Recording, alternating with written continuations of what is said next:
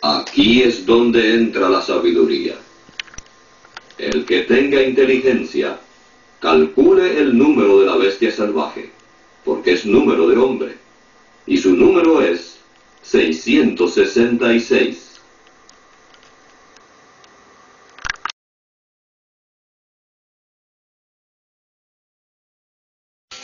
Era el año 2006 y al ver eso en el teléfono dije: 6 más 6 igual a 12. 1 más 2 igual a 3. Entonces sacas las tres directrices.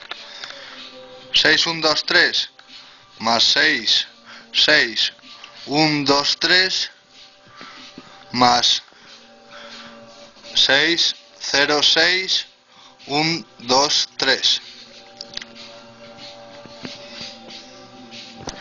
Al sumarlo todo, nos da un resultado de 6, 7, 8, 3, 6, 9.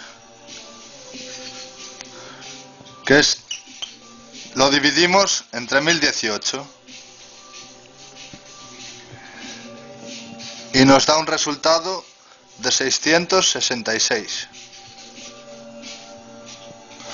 Si 6, 7, 8, 3, 6, 9 es dividido entre 6, 6, 6, nos da un resultado de 1018.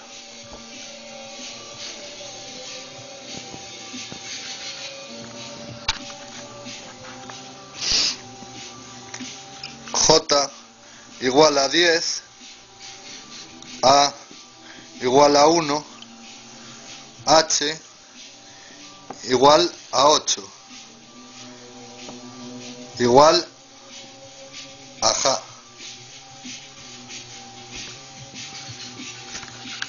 Revelación 13:18.